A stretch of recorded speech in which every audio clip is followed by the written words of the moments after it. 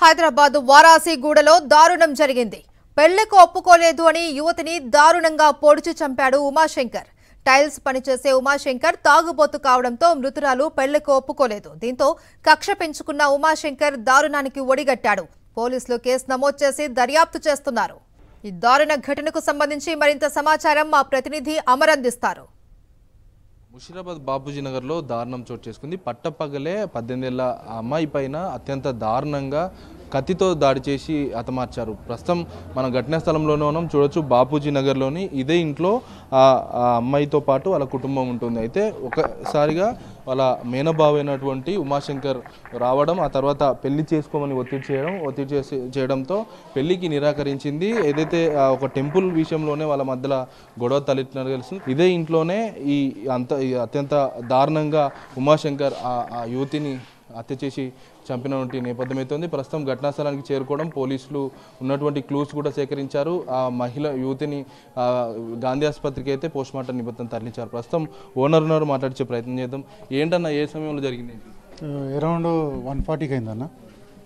ఎన్ని రోజుల నుంచి ఉంటున్నారు ఇక్కడ ఇంట్లో? 7-8 years నుంచి ఉంటారు. ఎట్లా ఉండేవారు వాళ్ళు మంచి నార్మల్ మంచి పర్సన్స్ అయ్యారు. అది అంతా కూడా ఉన్నారు. 1 year నుంచి మూమెంట్ ఇస్తుండ్రు. మేము ఒకసారి ఆడి మేము అతన్ని హెచ్చరిస్తే వీళ్ళు ఏం చెప్పారంటే మా రిలేషనే అని చెప్పేసి వాళ్ళు క్లోజ్ అయిపోయారు. క్లోజ్ అయిపోయిన నుంచి వాడు వస్తుంటే పోతుండే. వాళ్ళు లోపల పోయినప్పుడు మనకి ఏం చేస్తారు, వాళ్ళు ఏం మాట తెలియదు. కుటుంబం ఎక్కడి వారు ఎన్ని రోజుల నుంచి ఉంటున్నారు, ఏం చేస్తారు? శ్రీకాకుళం అన్న వీళ్ళు గోవా పని చేస్తారు. అతను ఆమె కూడా పారా పని చేస్తారు, లేబర్ పని చేస్తారు. అబ్బాయి ఏం చేస్తాడో మీకు తెలుసా? తెలియదు. ఇది చూసుకోవచ్చు, ఘటనా స్థలం వద్ద ఉన్నటువంటి రక్తం మరకలు చూడొచ్చు. ఇలా అత్యంత దారుణంగా కత్తితో పొడిచి చంపిన సందర్భం ఉంది.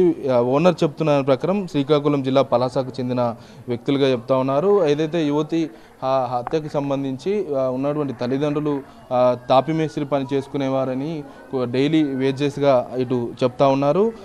దాదాపు 1 year నుంచి కూడా ఆ యువతితో అబ్బాయికి కనెక్షన్ ఉంది. ఉన్న తర్వాత మొదట హెచ్చరించే ప్రయత్నం చేశాం. కుటుంబ సభ్యులు మా చుట్టాల బంధువే అని చెప్పడంతో వదిలేశాము. ఆ తర్వాత రెగ్యులర్గా తరచూ ఇంటికి రావడం, వెళ్ళిపోవడం జరిగిందంటూ కూడా ఓనర్ చెప్తా ఉన్నారు. ఐక్యంగా చూసుకుంటే ఒక ప్రేమకు నిరాకరించినందువల్లే ఆ యువతిని ఆ అబ్బాయి చంపినట్లుగా ప్రస్తుతం ఒక ప్రాథమికంగా పోలీసులు అయితే చెప్తా ఉన్నారు. Vote studio.